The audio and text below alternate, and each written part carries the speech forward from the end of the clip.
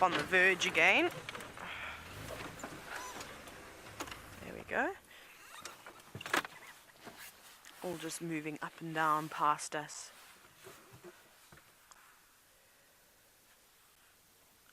And it's very quiet. Very, very, very quiet.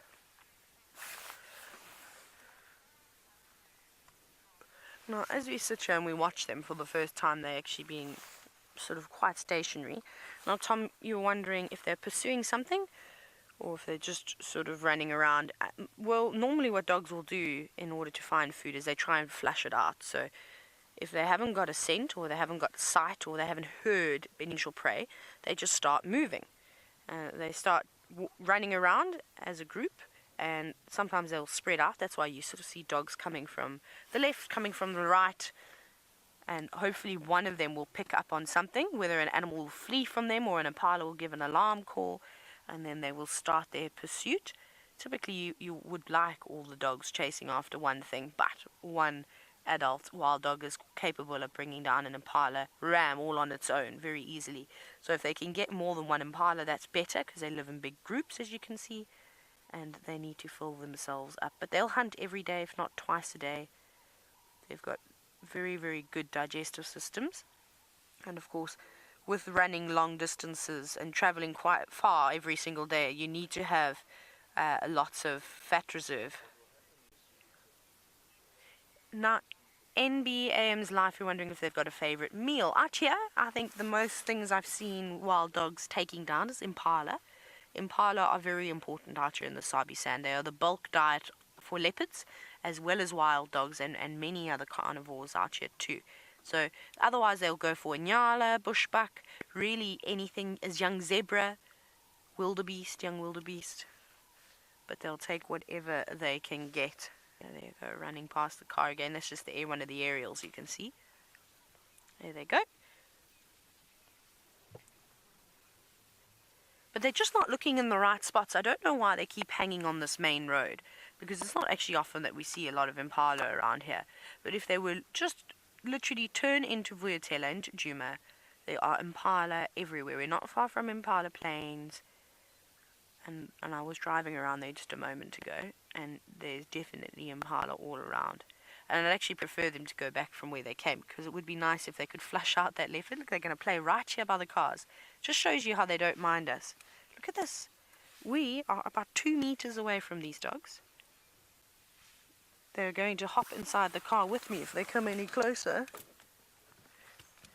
Isn't that cool? Look at them using the cars to go around, go underneath. I've had wild dog puppies go underneath my car before.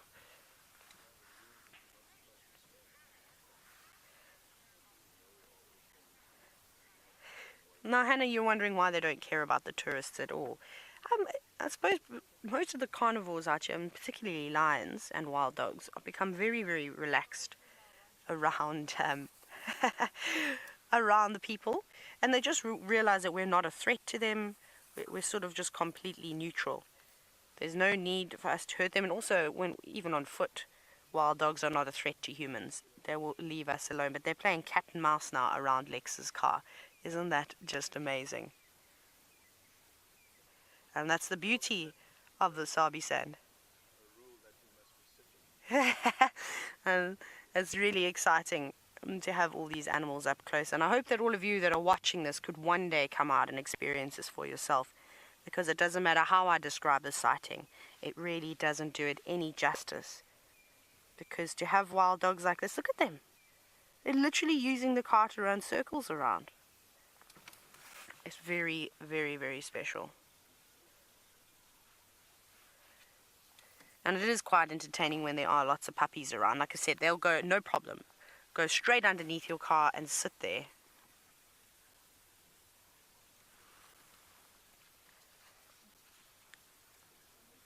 I'm just going to sit quietly, and I think we should just actually sit and enjoy this.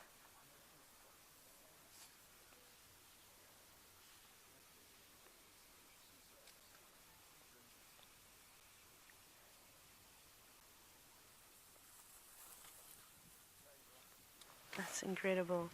They're right here, standing right next to me. They are so close. I'm trying to duck out of the way.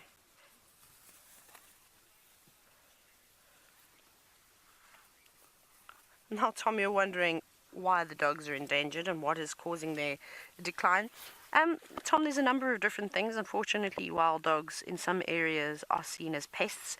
So at one point they were extensively hunted out because they will take down livestock. So especially in the more rural areas where you have natural reserves with all sorts of wild animals. For instance, let's look at Kenya, for example. Or even in Zambia. No, let's do Zambia because I worked there. You have the game management areas, and then you have the communities. And on the other side of the game management areas, you have the national parks. So there's no fences between anything. The animals can move wherever they like. And once they realize that it's very easy to down things like sheep and goats or young calves, they go, what is the point in hunting all of this other stuff? So they can get poisoned, they might get speared, they might get snared. Snaring is unfortunately a terrible thing. And then also disease amongst these dogs. Canine distemper, rabies. When one of them gets it, it's very unlikely that the rest of the pack will survive. You've seen how social they are. So diseases like that are spread very easy and will completely wipe out packs of dogs. They seem to be quite susceptible to them too, which is very sad.